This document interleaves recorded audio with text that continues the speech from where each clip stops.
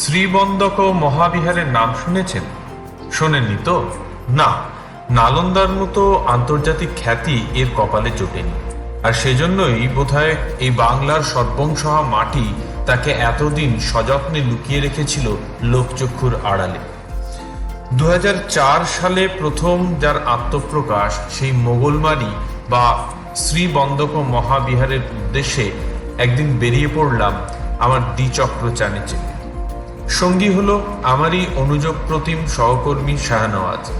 কলকাতা থেকে কম বেশি 200 কিলোমিটার দূরত্বে অবস্থিত এই মোগলমারির মহাবিহার অধুনা যে রাস্তা NH-16 নামে পরিচিত, সেই বম্বে রোড ধরে খড়গপুরের উদ্দেশ্যে চলতে চলতে খড়গপুরের ঠিক আগে থেকে বাঁ দিকে NH-60 ধরে দাঁতন পর্যন্ত যদি এগিয়ে যাওয়া যায়, তাহলে নারায়ণগড় শহর এবং দাঁতনের মাঝামাঝি জায়গায় রাস্তার ডান দিকে এক অখ্যাত ছোট্ট গ্রাম মোগলবাড়ি, যেখানে অবস্থান করছে হিউয়েন সাংয়ের বর্ণনায় পাওয়া সেই বিখ্যাত শ্রীবন্দক Mahavihara.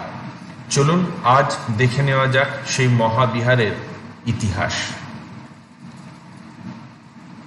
Finally, we have reached Mogolmari and we are just entering the place. It's a small village, very small village. Shahnaz is with me and this is how it reads: Mogolmari Buddha Mahavihar. Let's enter it.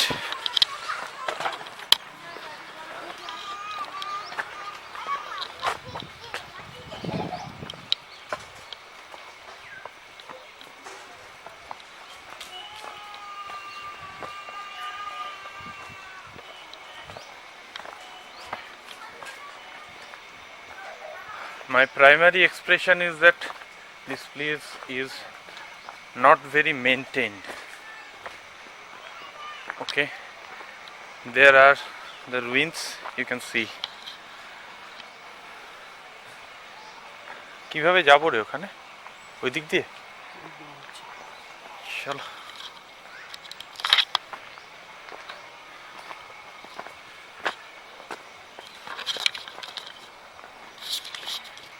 আমরা এসে পৌঁছেছি মোগলবাড়ি বৌদ্ধ বিহারে। আমাদের সঙ্গে পেয়েছি তরুণবাবুকে, তরুণচন্দ্র। তরুণবাবু শুধু এই গ্রামের মানুষই নন, তিনি মোগলবাড়ি বৌদ্ধ বিহারের যে তিনি সেক্রেটারি। তার কাছ থেকে আমরা এই বৌদ্ধ বিহার সম্পর্কে কিছু তথ্য জেনে নেব। আচ্ছা তরুণবাবু, আমি যতদূর শুনেছি যে কলকাতা বিশ্ববিদ্যালয়ের তত্ত্বাবধানে এখানে প্রথম খোঁড়াখুড়ি শুরু হয়েছে 2004 সালে অশোক দত্ত মহাশয়ের চেষ্টায়। আচ্ছা, তা তার আগে আপনারা এই জায়গাটা সম্পর্কে জানতেন?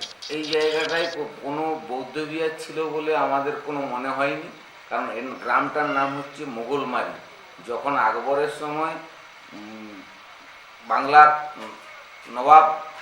নবাব নয়, বাংলার বলবো সামন্ত দাউদ খানের বিরুদ্ধে যুদ্ধের জন্য তিনি এই উপর দিয়ে গিয়েছিলেন। সামনে যে টুকরাই আছে 1576 খ্রিস্টাব্দে যুদ্ধ হয়, তার কাছেই একটা মানে তুর্কার কাছেই রনডাঙ্গা বলে জায়গা আছে, ওখানে লড়াই হয়েছিল। এই যে মুঘল মারি, এই মারিয়ে যাওয়ার জন্য এর নাম মোগলমারি হয়েছে।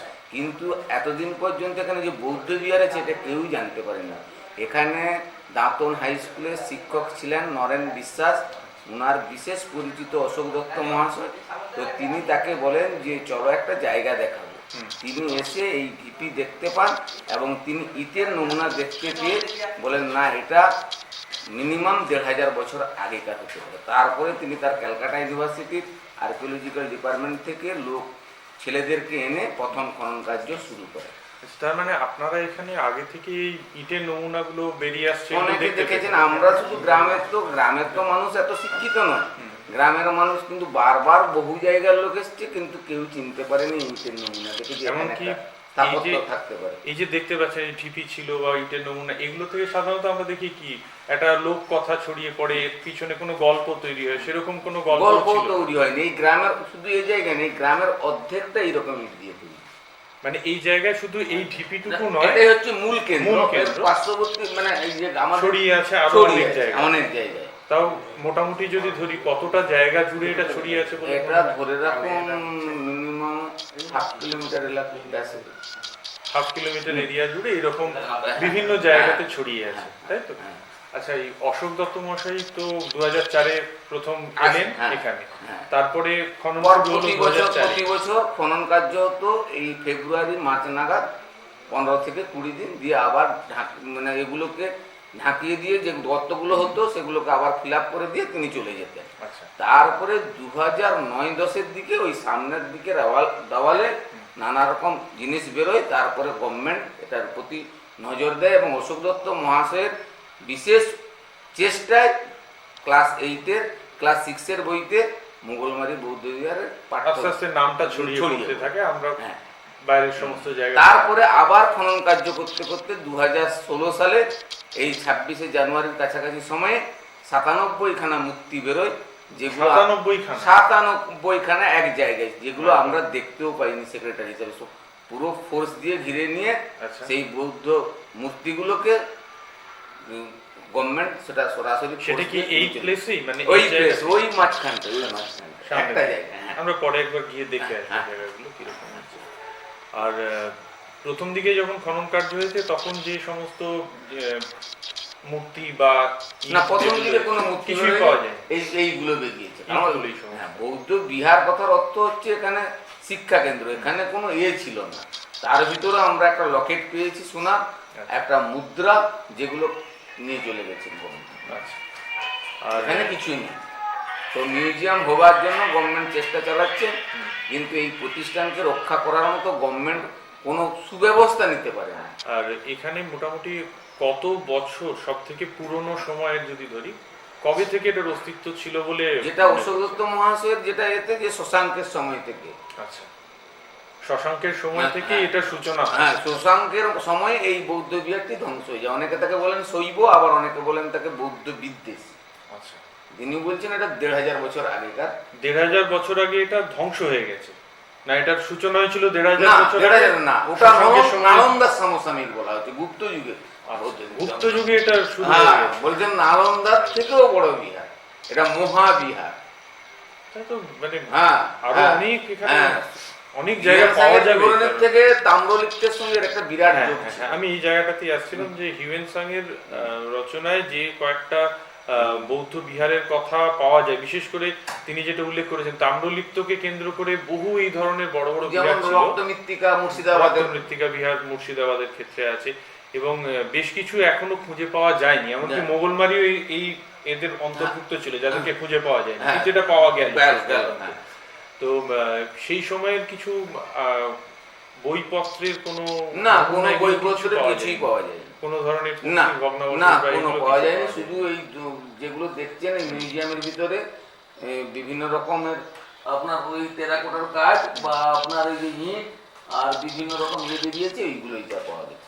আর যেগুলো দামি গভর্নমেন্টের মনে হয়েছে বা খনন কাজে যে 3 ফুটের নিচে যে সমস্ত জিনিস বেরোবে সেটা কোনো নয়, সেটা গভর্নমেন্টের, তারা নিয়ে চলে গেছে। তো আমরা বারবার ফিরিয়ে আনতে বলছি, তো মিউজিয়াম না হওয়ার জন্য তারা ফেরত দিতে পারছে না।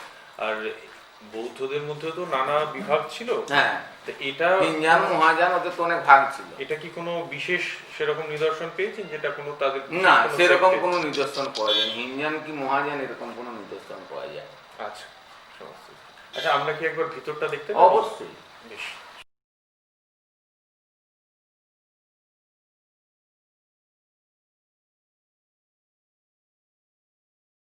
মোগলমারি বৌদ্ধ মহাবিহার সম্পর্কে কয়েকটি তথ্যে একটু চোখ বুলিয়ে নেওয়া যাক। সামাজিক মাধ্যম বা গবেষণালব্ধ যে সমস্ত তথ্যগুলি আমরা সহজেই পাই, সেখান থেকে দেখতে পাই যে একটা বিষয় নিয়ে গবেষকদের মধ্যে কোনো সন্দেহ নেই, সেটা হচ্ছে এই মহাবিহারের প্রাচীনত্ব। আনুমানিক খ্রিস্টীয় 6ষ্ঠ শতাব্দীতে এই মহাবিহারের পত্তন হয় এবং ত্রয়োদশ শতাব্দী পর্যন্ত এই মহাবিহার সমানভাবে কার্যকর ছিল বলে মনে করা যায়। বিখ্যাত চৈনিক পর্যটক হিউয়েন সাং তার যে বিবরণ রেখেছেন, সেখানে তাম্রলিপ্ত বন্দরের আশপাশে তিনি 10টি বৌদ্ধ মহাবিহারের কথা উল্লেখ করেছেন। সম্ভবত মোগলমারি তাদেরই মধ্যে একটি, যদিও হিউয়েনসাং তার রচনায় মোগলমারি বা এই ধরনের অন্য কোনো মহাবিহারের বিশেষ নাম উল্লেখ করেননি।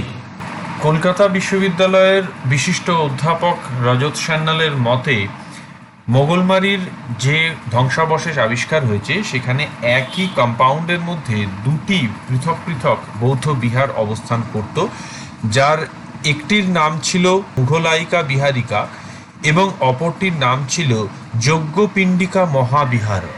এখানে মনে করিয়ে দেওয়া দরকার যে প্রফেসর সান্যাল এই খনন কার্যের সঙ্গে প্রতিটি স্তরের সঙ্গে বলা ভালো প্রথম থেকেই সংযুক্ত রয়েছেন এবং 2013 সালে প্রাপ্ত কতগুলি ক্লে ট্যাবলেটকে তিনি ডিসাইফার করেছেন তার কোডগুলো, এবং মূলত সংস্কৃত সিদ্ধমাতৃকা স্ক্রিপ্টে এই লেখাগুলো লেখা হয়েছে। তিনি দেখিয়েছেন যে এখানে বস্তুত দুটি বিহার ছিল, যেটা সত্যি একটা খুব আশ্চর্যজনক ঘটনা। পূর্ব ভারতে এই ধরনের একই কম্পাউন্ডের মধ্যে বা একই চত্বরের মধ্যে দুটি বৌদ্ধ বিহারের উপস্থিতি এর আগে কখনো দেখা যায়নি বা পাওয়া যায়নি। এবং এইখানে যেহেতু মহাবিহার কথাটি বলা হয়েছে তাই এখানে একটু মনে করিয়ে দেওয়া দরকার যে বৌদ্ধ মত অনুযায়ী তিন ধরনের বিহার হতো। একটি হচ্ছে মহাবিহার, আকারে অত্যন্ত বড়; অপরটি হচ্ছে বিহার, আকারে ছোট; এবং বিহারিকা অর্থাৎ ক্ষুদ্র। অর্থাৎ বলতে পারি আমরা এখান থেকে যে মোগলবাড়ির যে প্রত্নক্ষেত্র সেখানে অন্ততপক্ষে একটি অতিকায় বিহার অর্থাৎ মহাবিহার এবং অপরটি একটি ক্ষুদ্র বিহার এখানে ছিল। এবং প্রাপ্ত যে সিলগুলো, যে ক্লে ট্যাবলেটগুলো এখান থেকে পাওয়া গিয়েছে তার থেকে এই তথ্য জানা যাচ্ছে। অর্থাৎ কেবলমাত্র শ্রীবন্দপ বিহার নয়, এর অপর দুটি নামও পাওয়া যাচ্ছে। এবং এই নিয়ে আরেকটি খুব উল্লেখযোগ্য যে মিল আমরা দেখতে পাচ্ছি সেটা হচ্ছে মুঘলাইকা বিহারিকা। এই নামটির সঙ্গে কিন্তু এই অঞ্চলের যে অঞ্চল নাম অর্থাৎ বর্তমান নাম মোগলবাড়ি, তার একটা কিন্তু এটিমোলজিক্যাল মিল খুব রয়েছে। যদিও আমরা এলএসএস ওম্যালির গেজেটিয়ারের থেকে জানতে পারি, যেটা কিনা 1911 সালে লেখা হয়েছিল, তিনি কিন্তু উল্লেখ করেছেন যে মোগলবাড়ি কথাটির অর্থ বা এই নামের উৎস হচ্ছে মোগল এবং পাঠানের যুদ্ধ, যেটা সম্ভবত সপ্তদশ শতাব্দীর প্রথম দিকে কোনো একটা সময় এখানে অনুষ্ঠিত হয়েছিল। তাই এ নিয়ে আরও চর্চার দরকার আছে, কারণ এই প্রাপ্ত যে সিল, সেই সিলের থেকে পরিষ্কার বুঝতে পারা যাচ্ছে যে অন্ততপক্ষে একটি নাম মুঘলাইকা বিহারিকা এই নামের সঙ্গে বর্তমান নামের একটা এটিমোলজিক্যাল বা ধ্বনিগত মিল ভীষণভাবে রয়েছে। তাই এইখানে এই প্রত্নক্ষেত্রে আরো নতুন করে অনুসন্ধান করা প্রয়োজন বলে রজত সান্যাল মনে করেছেন। We are inside the ruins.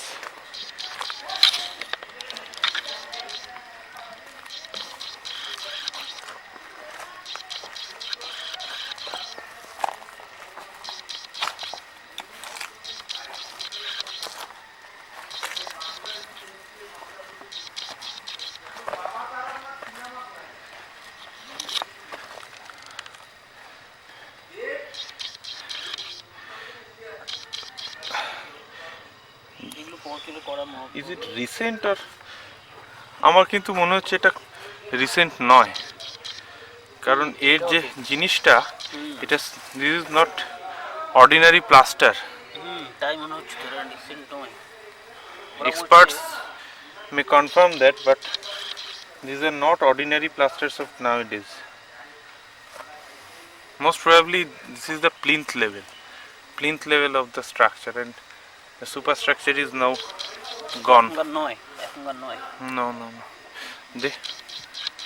This is mostly composed of brick mortars and lime. Brick mortar and lime, most probably. কেন ওগুলো কি জলের দিয়ে পাইপে পড়া আছে? Yeah, this confirms that. এটা কনফার্ম করছে এই স্ট্রাকচারটা মানেই হচ্ছে কি, এই স্ট্রাকচারটা মানেই হচ্ছে হ্যাঁ জল ভেতরে যাওয়া যাবে, ভেতরে যাওয়ার কিছু আছে।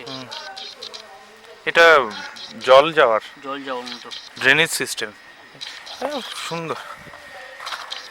This is a well planned drainage system actually, with this kind of underground passages.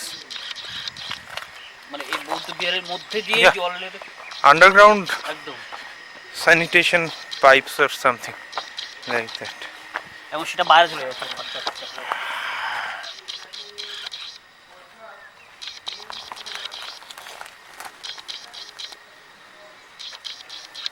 এখান থেকে এসে পুরো এটা বাইরে এসছে।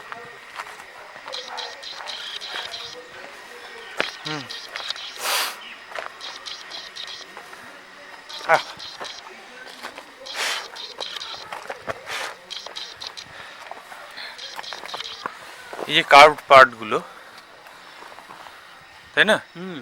তুই এগুলো নয়, এটা বলছে এখন গেলে কি এখন মনে হয় এগুলো এগুলো ডেফিনেটলি পুরনো, ডেফিনেটলি। পরে এ করা যার সাথে কিছু করেছে আটকানোর জন্য হয়তো, মেবি হ্যাঁ ট্রিটমেন্ট করেছে হয়তো। আচ্ছা, কখন ইটগুলো কার্ভেচারে হয়? যখন সেখানে একটা গেট থাকে, তাই না? হ্যাঁ সেটাও ঠিক। মেবি হতে পারে এটা সামনের দিকের অংশ।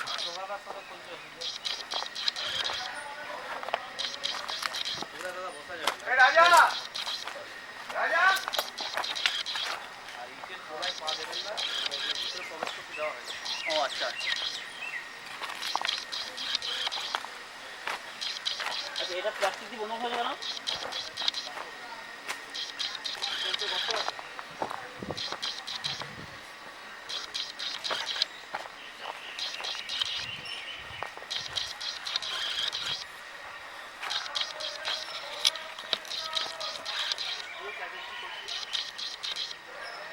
The light condition is not good, but I am trying to show you the most of it. যা যাচ্ছে No, এটার স্ট্রাকচারটাকে ড্যামেজ করতে পারে না, কাইন্ড অফ রুম। একদমই তাই, রুমই হবে। ছাগল ধরতে This thing ought to be the staircase leading to the main entrance or something, তাই না? সিঁড়ি একদম সিঁড়ি লাগছে পুরো। একদম fine. নিচে নিচে করে দেখো, নিচে করে দেখো। এই একটা ধাপ একদম পরিষ্কার হবে।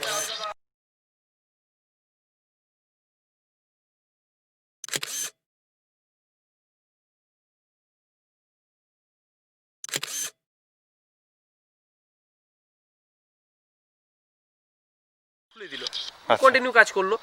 আর ওই সেটটাও হয়েছে আপনার 13 সালে। আচ্ছা, ওই শেডটা কি স্টেটের তরফ থেকে করা হয়েছে না এটা ক্যালকাটা আমাদের থেকে? পঞ্চায়েত সমিতি, দাঁতন পঞ্চায়েত পঞ্চায়েত সমিতি সমিতি করে থেকে দিয়েছে। দিয়েছে। ওই মূর্তিগুলা কি হতো তখন, চুনচুরকির মূর্তি তো, যাতে নষ্ট না হয়ে যায় আমরা ত্রিপালে চালা করে দিয়েছিলাম বাঁশ দিয়ে, কিন্তু সেটা তো আর দীর্ঘস্থায়ী নয়, যে কারণে এই সেটটা বানানো হয়েছে। অন্তত মূর্তিগুলো একটু সুরক্ষিত থাকে। ভালোভাবে আছে এই মুহূর্তে সমস্ত কিছু। মানে খুব ভালো যে আছে বলতে পারছি না, কেননা যে প্লাস্টিকের সেট রয়েছে, যেভাবে তাপমাত্রা গরমের দিনে তার ভেতরে মানুষ ঢুকতে পারবে, হ্যাঁ, যে কারণে এটা মূর্তি ঠিক। অনেক ক্ষয়ক্ষতি হচ্ছে। বিশেষ করে স্টাকোটা খুব সূক্ষ্ম জিনিস, সূক্ষ্ম ও- এবং ও নষ্ট হয়ে যায় 2000 খুব বছর দ্রুত। ধরে দেওয়ালের গায়ে রয়েছে, এখনো এই টেম্পারেচারে এগুলো খুলে পড়ে যাচ্ছে। এই সরু সরু এগুলো পরবর্তী সময় কনস্ট্রাকশন করা হয়েছে, কিছু কিছু জোড়া হয়েছে। মানে মানে প্রতিভা বলতে তো পরবর্তী সময় না, খনন কার্যের পরে কোনো আচ্ছা, সংযোজন হয়নি। ওটাই খনন বলছি। কার্যে জাস্ট হয়েছে, খনন কার্যের পরে ধরুন এই যে ইটের অংশটা ভেঙে যাবে, পড়ে যাবে, ওইটা শুধু পয়েন্টিং করে জুড়ে রাখা হয়েছে আর কি। সংযোজন কিছু হয়নি, বরং অনেক ইট নষ্ট হয়ে যাচ্ছে, হয়ে যাচ্ছে। এগুলো একটা কোনো সেল লাগে। এই যে এইগুলো এক একটা, এগুলো এক একটা কক্ষ প্রত্যেকটা। এদিকগুলোও খুললে একই পাওয়া যায়। হ্যাঁ নিশ্চয়ই আছে, সব আছে। পুরো জায়গাটা পর খুলে পর যাবে। পর পর এই সবই। আরে এখন এই যে দেখুন, এইখান থেকে তাকালে আপনি ওইদিকে জায়গাগুলো বুঝতে এটা পারছেন যে দেখলেই একটা বোঝা যাচ্ছে না পুরা যে lower land। নদী। হ্যাঁ, একদমই এবং তাই। ওটা নদীর অংশ ছিল বলে, আর আমরা তো এগুলো একদমই নিয়ে তাই। কাজ করি। আর একটা জিনিস আমি আপনাকে জিজ্ঞেস করবো, যেটা আমরা নালন্দার ক্ষেত্রেও দেখি বা অন্যান্য বৌদ্ধ বিহারের ক্ষেত্রেও দেখি, একটা সময় তো স্তূপা থাকতো, হ্যাঁ, সেই স্তূপার কোনো চিহ্ন এখানে পাওয়া গেছে? স্তূপার পাওয়া গেছে। কিরকম মানে? আপনাকে ছবি দেখাবো, ভেতরে MGM2, আচ্ছা আর এখানে একটা আপনি দেখাচ্ছি হাফ স্তূপা আছে। আচ্ছা এই স্তূপটা পূজা হয়েছে কিন্তু মৌর্য যুগে, আচ্ছা, আর মূর্তি পূজা হয়েছে গুপ্ত যুগে। অসাধারণ।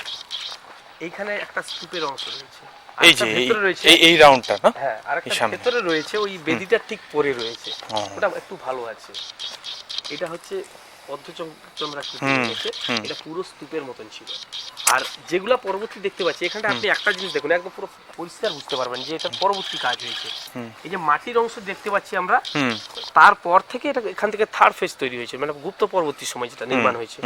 এটা হচ্ছে গুপ্ত যুগ, এটাও গুপ্ত যুগ, মানে সে আগেকার দেওয়াল। এই দুটোকে দেওয়ালকে যদি আমরা কন্টিনিউ দেখি, মাঝখানটাকে উড়িয়ে দিই, তাহলে একটা বড় হল ঘরের মতন দেখতে পাবো আমরা। ঠিক ঠিক। এইভাবে পুরো হল, এটা কন্টিনিউ যদি একদম পুরো এই যে সিঁড়ি সামনের। স্টেপ একদম সে পর্যন্ত চলে গেছে, পরবর্তী যে সাদা যে অংশগুলো দেখছি এগুলাকে মাটিগুলাকে চুন দিয়ে ধরে আনা হয়েছে। আচ্ছা, ঠিক যেভাবে আমরা নিজেদের প্রয়োজনে বাড়িতেও তো দেয়াল তুলে ঘর ভাগ করে নি, সেইভাবেই বড় হলটাকে ভাগ করে নেওয়া হয়েছে আবার ছোট ছোট বিভিন্ন এতে। খুব ইন্টারেস্টিং। এমনি যেটা বলতে যেটা যখন শিক্ষা দেওয়া হতো নিশ্চয়ই একসাথে অনেকগুলো শিক্ষা দেওয়া হতো। হ্যাঁ, তাহলে এখানে সেই জায়গাটা- অনেকেই থাকতো। আর এটা- ওইটা হচ্ছে কি যে ক্লাব ঘরের সামনের অংশটা ওটা একটা উপাসনা কক্ষ।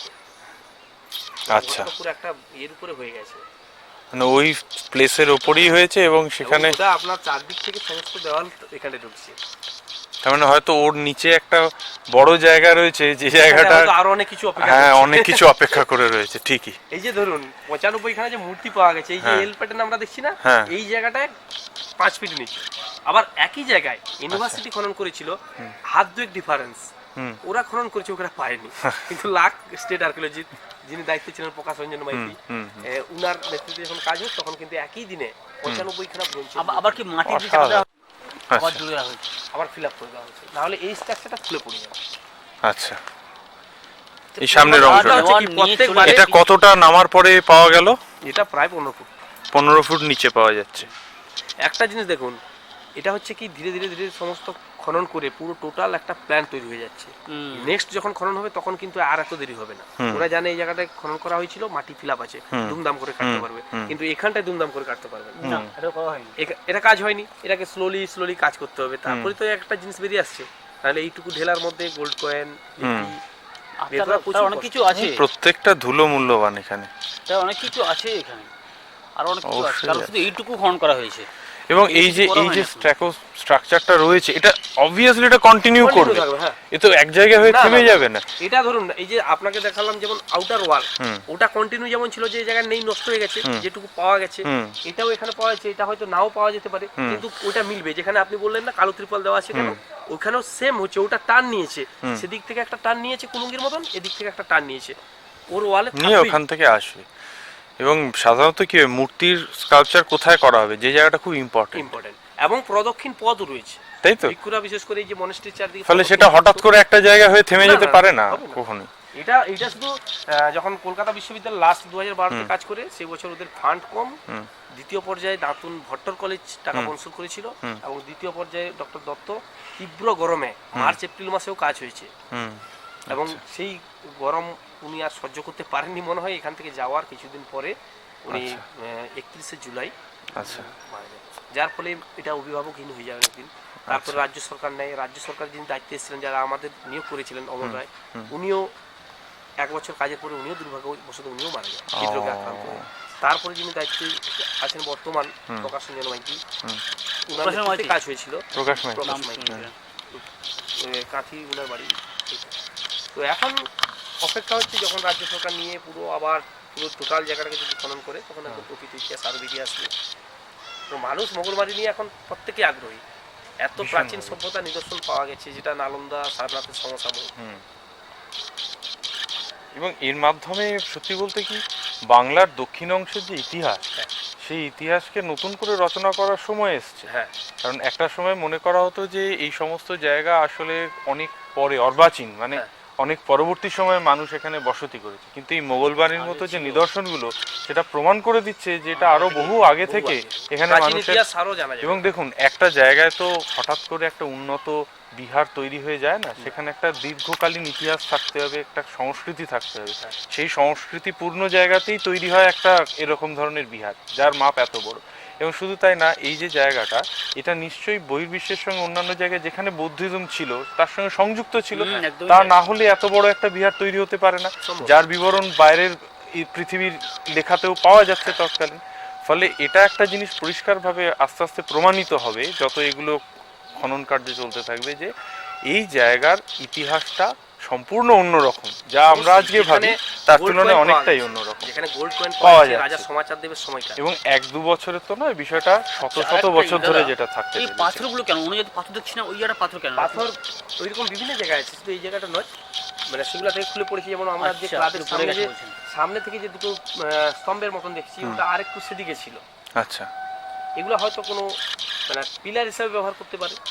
হ্যাঁ, স্তম্ভগুলো অনেক সময় এবং স্মৃতিস্তম্ভ একটা জিনিস হিসেবে, নামার এগুলো সময় কিন্তু আপনারা মাকড়া খেয়াল করবেন, পাথর। মাকড়া পাথর। মাকড়া পাথর। ওই যেটা ওই যে পোতটা রয়েছে তার ঠিক অপোজিট সাইডে দেখবেন একটা মাকড়া পাথর ড্রেনেজ ব্যবস্থা। হ্যাঁ, আমি দেখছিলাম। এখানটায়।